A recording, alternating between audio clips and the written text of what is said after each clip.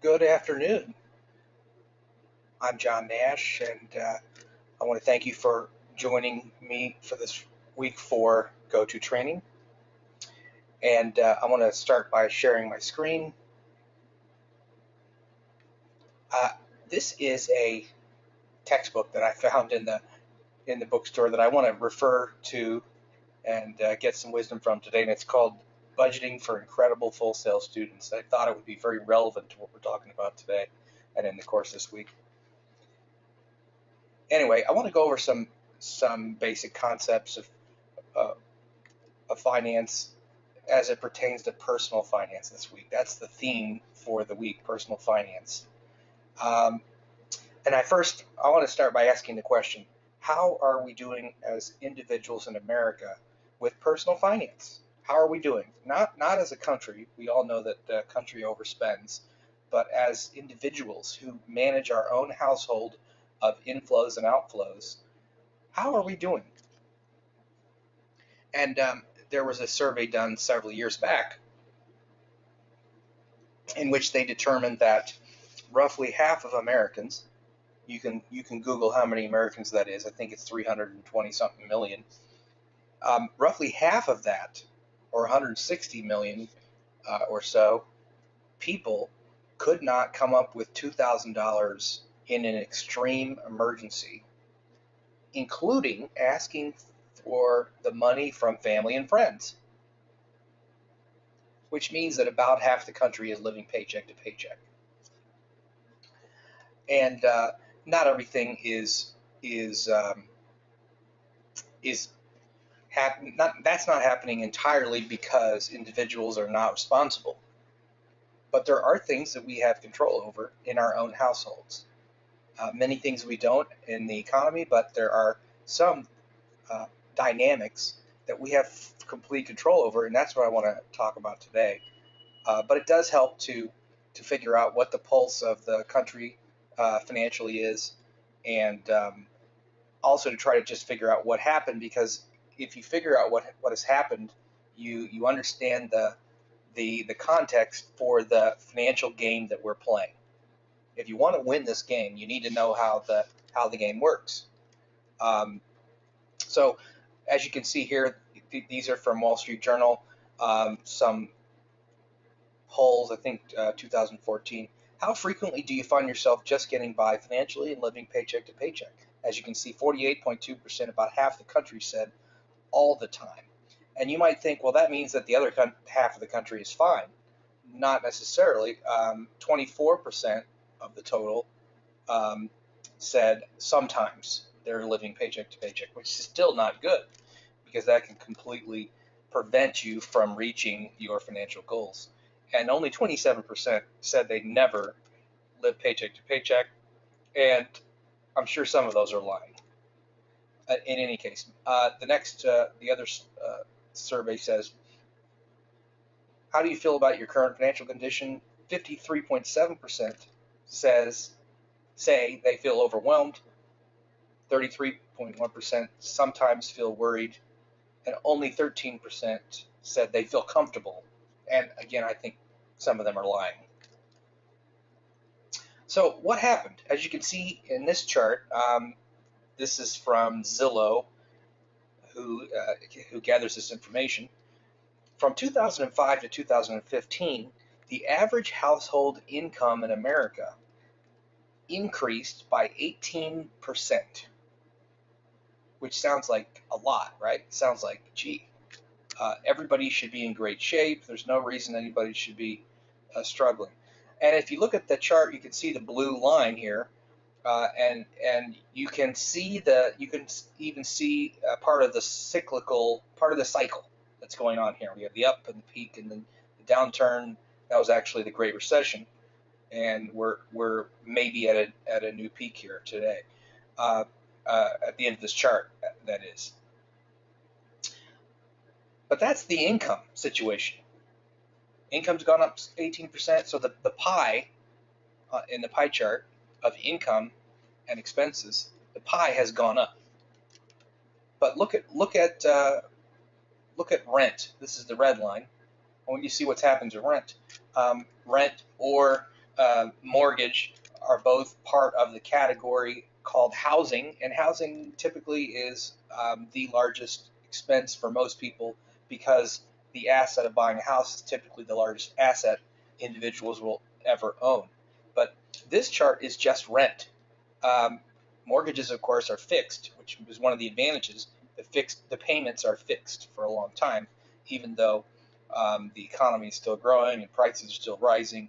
Your payments still stay the same.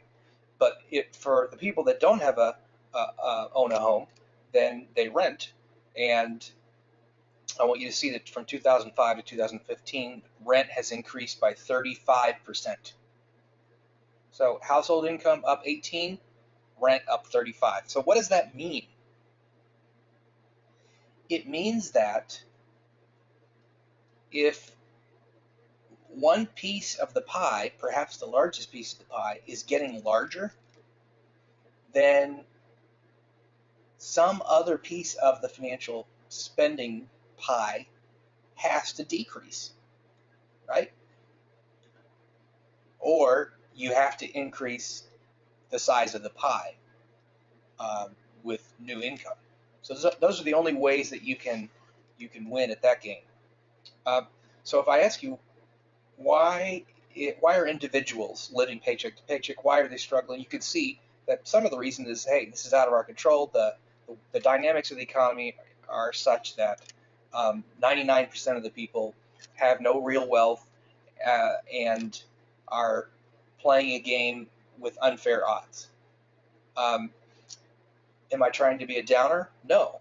I'm trying to get you to recognize that this is the reality that we're living in, and I believe that the more you know about personal finance, the more you develop your skills in the science of managing money, the better you can be at navigating, and the more likely you are to win the game. So when we're thinking about spending, let's talk about the things that we do have control over. You got to ask yourself, do we spend money rationally? And the reason that I ask the question is because the entire science of economics upon which finance is actually based, the entire economics concept is based on the assumption that people make rational choices. They make rational decisions, including money. They spend money rationally. Now, when we do surveys, almost everyone says, the majority of people say that they spend money rationally, they manage money, they make rational decisions. However, when you look at what people actually do, the majority of us, not all of us, but most of us, make emotional decisions, and then we rationalize it with logic after the fact to explain why we did what we did. So that's what scientists have actually observed, and it's different than what we say that we do, or maybe we believe or think that we actually do that. And again, you have to realize that that the whole economy is based on consumer spending, and consumer spending doesn't happen unless marketers sell their products and services, and that doesn't happen unless marketers establish an emotional connection with you. So they're trying to appeal to your emotions.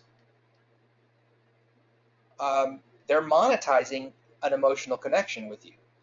And as professionals in entertainment, we have to understand we're on the other side of that. From a business standpoint, we want to do that. We want to create an emotional connection because we know that's people will spend money according to their emotions, which is another way for saying irrationally.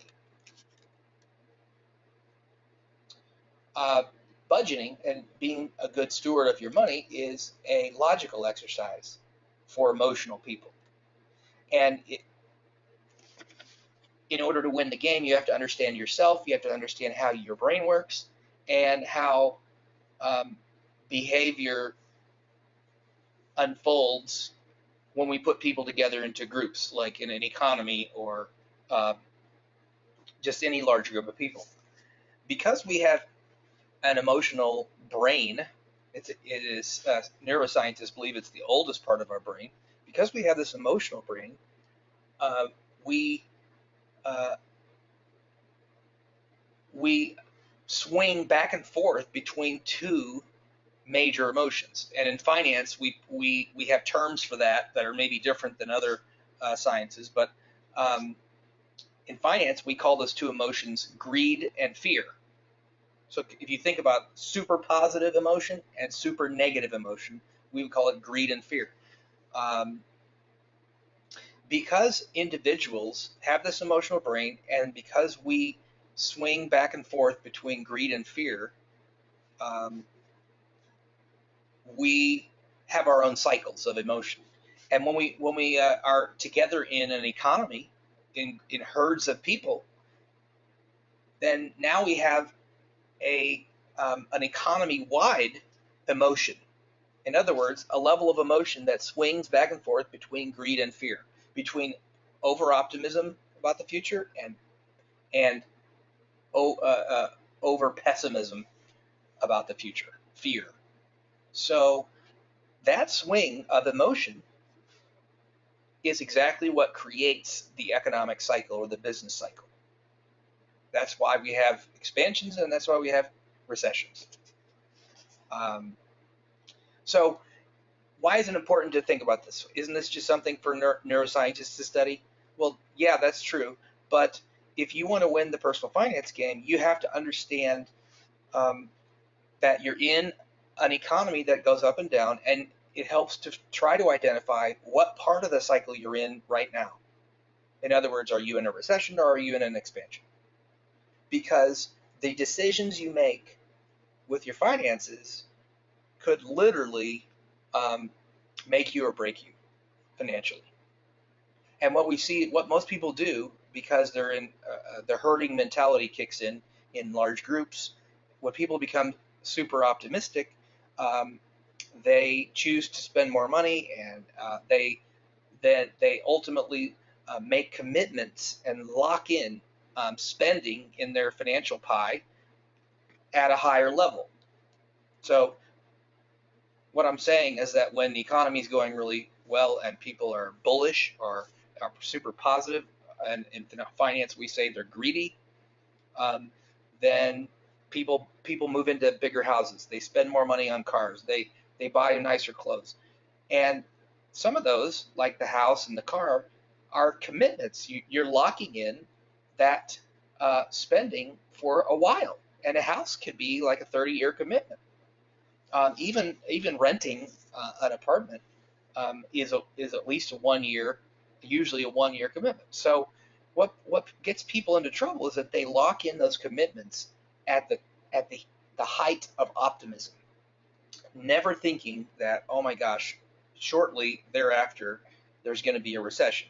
And so for some strange reason, when we get into groups of people, we seem to forget that the economy is cyclical, and we want to be optimistic. We want to hope for the best, right?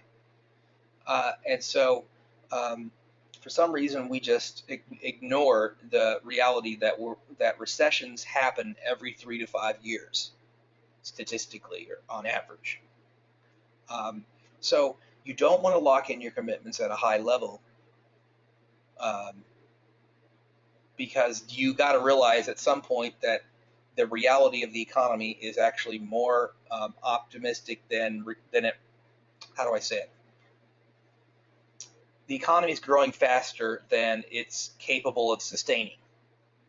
So there are ups and downs, and reality is somewhere in between. And at the same time, if you are an investor, you're looking for opportunities. And these swings in emotion that create the economic cycle are the same things that make opportunities open up. Because people will temporarily spend more to buy stuff when we're in a large economic upturn. They will overspend or overpay for things. On the other hand, when people are highly fearful and we're in a recession and it looks like the world's going to end, the price of things goes below what they're worth. So that creates these opportunities because the price tag compared to the value of things gets very different. And that, as an investor, you want to see opportunities like that. And you have to be ready, like a surfer, ahead of time, positioned, ready to jump in and ride a wave when you see that this is happening.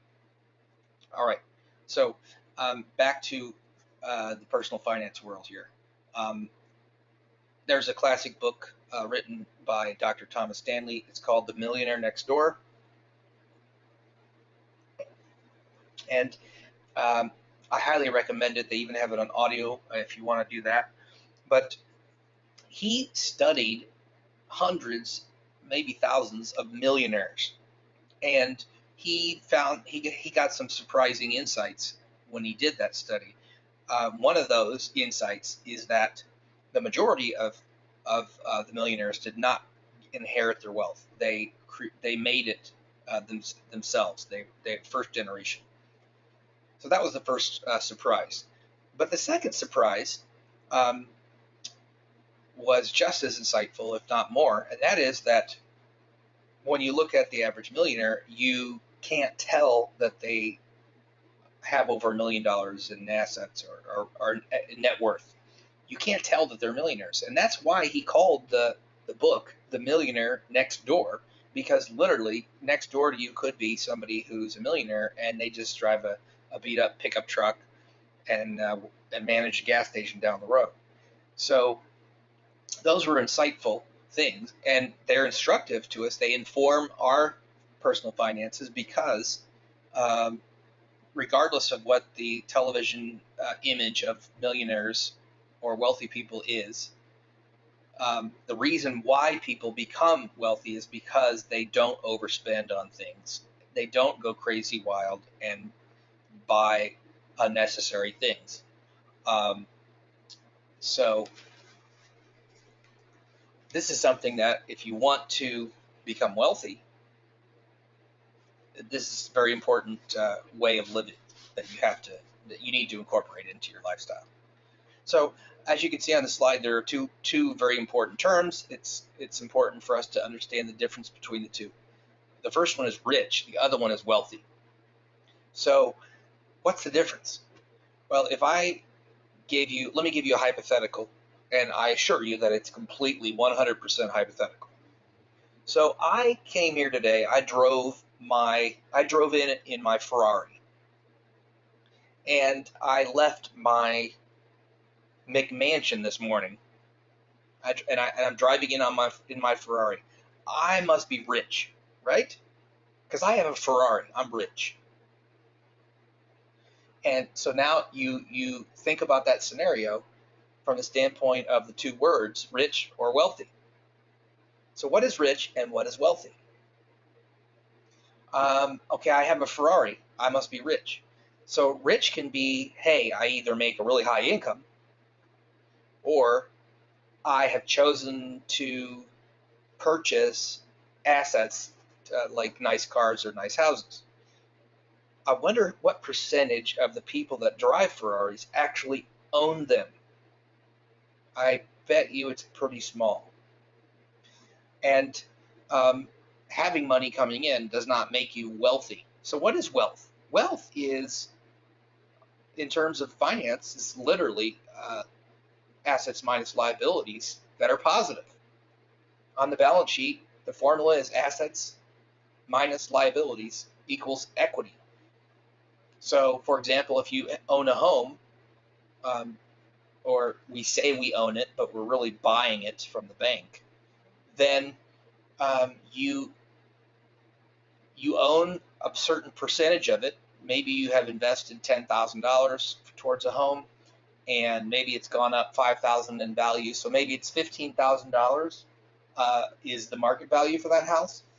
But then you didn't pay cash for that $100,000 house, let's say, and you finance the other $90,000. So let's say it's $100,000, and just to keep it simple, we'll say $100,000 minus $90,000 Oh, I said another 5,000. So 105,000 minus $90,000 loan, assets minus liabilities equals equity. So that difference is literally your wealth. We call home equity. So if you were to look at all of your assets, you actually have assets minus liabilities. So hopefully a lot of things you own and don't have any debt on or loans outstanding for, but you have your own balance sheet just like a business does. And you have your own income statement, which is what most of the budgeting programs out there are actually looking at. They're looking at your monthly budget. Your income minus your expenses equals your net income. So between the two words, rich or wealthy, it is obvious to me that what you want to do as soon as you can do it is you want to try to become wealthy and not rich. Because rich is just is an appearance. It is a surface appearance, having status symbols, and wealthy is having assets that are worth something. And wealth is also owning assets that go up in value as opposed to down in value. Like that Ferrari is, unless it's a collector's item, almost all the cars are going to go down in value. So from my standpoint, if you define wealth, what is wealthy? Wealthy is more about independence than it is about money. So having enough money so that the interest or the return on your money is sufficient to cover all of your needs and wants. That's what I would say is wealthy. And Dr. Thomas Stanley, in his book, The Millionaire Next Door, and then again in a follow-up book called Stop Acting Rich, is describing the difference between rich and wealthy. And so I highly recommend it. If you look at our personal finance, the personal finances, instead of just saying, hey, I want to become better at it, at the game, if you break it down into stages, you can then start having some goals. And so what I'm showing you here are stages of financial freedom. You'll see that we have 4 major stages, and it's very helpful to start at the last line, to start at the end and work backwards. So if you want to win personal finance, you want to reverse engineer it, which means that you're starting with the longest term goals and working backwards to figure out how can I reach those goals. So the final stage that we're talking about already is building wealth. And not because money is the goal. Money is not the goal. Money will help you become independent so that you can spend more of your time pursuing the creative projects that are in your heart. That's what we're really talking about. So building wealth is the end goal, and there's no reason that any of us, if you're young, like a lot of students, that if you didn't try really hard for 30 years, you couldn't become wealthy, or you couldn't save at least $1 million. And that's exactly what Assignment 4 is all about. We're trying to become a millionaire in 30 years, and we're taking the formulas that businesses use to calculate finance, to figure out the value of things. We're taking those business formulas and we're applying it to our own personal finances to help us reach a long-term goal. So building wealth is the first stage. Working backwards, the stage right before that is to be debt-free. And the reason that's up there is because debt is the number one thing that will prevent you from becoming wealthy.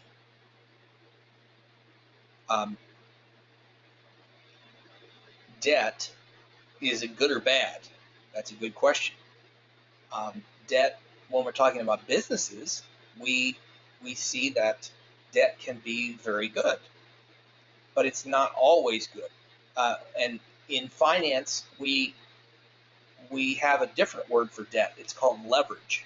And the reason why we call debt leverage is because it does the same thing that the scientific principle of leverage does. It creates an advantage, because debt is loans, and loans are other people's money, and it is a wise financial strategy to borrow other people's money and generate a return with it, um, and invest less money yourself. You get the same return with less of your own money and more of other people's money. That can be a wise financial strategy, but it doesn't always work when the economy is going into recession, because the same scientific principle that magnifies your returns in an economic expansion also makes things a lot worse when you're in recession. So debt is not necessarily good or bad. It depends. And now back to the personal finance world, debt, in the personal finance world, debt can be a terrible thing, uh, with the exception of, I would say, student loans, because student loans represent an investment that you're making that hopefully will pay off in a higher income. Studies showed that on average, a college degree as opposed to high school degree results in you earning an additional $1 million over the course of your lifetime. So, on average, that is a positive thing, although it can become a problem like anything else.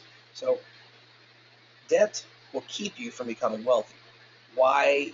Why will it keep you from becoming wealthy? Because the most debt is in the form of credit card debt. That's the biggest problem. The average interest rate, or the cost of money, the price of money in the credit card system, is 18%. That's the average. Some people have as high as 25%, or if you miss payments, you might be paying 30% interest every year. Other people have fantastic credit reports, and they might have a 10% rate or a 5% rate, which is extremely low. But the average interest rate, the average cost of borrowing money for individuals is 18%. And if you think about the investments that you would use to create wealth, most Americans are using stocks, which are part ownership in a company. They're using stocks because they're inside of mutual funds, which are inside of 401ks, which is the type of investment account offered through your employer as a benefit to help you save for your retirement, to do exactly what we're trying to do in this assignment 4, to become wealthy. So if we're using stocks inside of these long-term investments, then now we got to figure out what is the average return that stocks provide per year. And as it turns out, the average return is somewhere between 7 and 10% per year.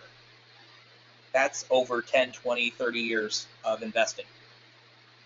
That's an average, because over short periods of time, stocks are wildly uncertain and pretty much like legalized gambling. The stocks will go up 40 to 60% sometimes, and they'll go down 20%. You will either create or destroy wealth over short periods of time, but if you leave it in there for long enough, it will average out, and generally you'll get between a 7 or 10% return. So I want you to think about this math. The return that most people use to reach their goals is giving them between 7 and 10% per year. Now, compare that to the cost of borrowing money that if people have credit card debt, the average interest rate is 18%. So credit cards cost you more than investments make you. So it is literally a game that you can never win. You will never become wealthy with credit card debt. that is mathematically impossible. Because the same principles of compounding that assist you and help you when you're trying to plan for long-term wealth goal will work against you when you have debt. Okay, so the second. That's the second half of these financial freedom stages. Then we go back one more and we see the term emergency fund. Emergency fund simply means a savings account reserve. A savings account reserve. And I started out by saying that roughly half of Americans, or 160 million people, don't have an emergency fund sufficient to cover a major emergency financially. Why do you need this? Because in order to effectively manage your cash flow, you need a reserve. You need a reserve because life is uncertain, and as much as you plan, as good as you might be at predicting the future and predicting the income and expenses that you are going to have in the future, you will still have surprises that you cannot plan for, which means that these surprises will result in more expenses that will erase any net income that you have, and it creates financial problems. In other words, there are bumps in the road when you're managing your money. Something's going to happen. We don't know exactly when. People get flat tires. There might be health issues. There are lots of things that might happen. Do we want to focus on negative things all the time? No, but we need to plan for the worst. We hope for the best, plan for the worst. And having an emergency fund means that you have money set aside such that when you encounter a surprise, you don't then have to go out and borrow money to make up the difference, because you can borrow from yourself. And if you have the emergency fund, you can borrow from yourself, pay it back, and you've just gotten through a bump in the road. And of course, the first stage of financial freedom is effective budgeting. And budgeting simply means making a plan of your income statement. Income minus cash, income minus expenses equals net income. And you're looking at the inflows and outflows to see if they are positive, and you're thinking about your own current ratio, which is the ratio that we used when we evaluated businesses to see if they were financially healthy. It is the ratio of current assets to current liabilities. And it says, hey, do I have enough cash or things that are close to cash to pay my bills in the near future? For example, if you have $1,000 coming in for the month and $1,000 going out, and you're talking about a checking account, you put your money in the checking account as a current asset, and you have 1,000 in, 1,000 out, equals zero net income. How do you feel about that situation? Well, most likely you don't feel terrible, and life could be a heck of a lot better, because you just have enough to cover your needs, but you don't have any margin of error. That's a current ratio of 1. And so that's quite different than having $1,000 in and $3,000 out, which would be a terrible situation. You feel terrible in that condition. And the reverse is also true. If you have $3,000 coming in during the month and $1,000 going out, life is awesome. You have enough. You have extra to set aside to even make your emergency fund bigger, and that'll help you reach your wealth goals.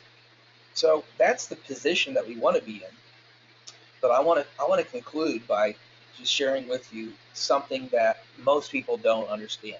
If you understand this one thing, you'll know more than 90% of I'd say people in the world about how to succeed with money. And that is, we use all these budget programs, and most of them look at your income statement, which is income minus expenses equals net income. would you believe that you can have the right, you could have enough money for the month, but still have cash flow crisis? You could have the right amount of money on your income statement, but still have a cash flow crisis. So the reason why we have cash flow statement in addition to income statement is because there is a difference between income and cash flow.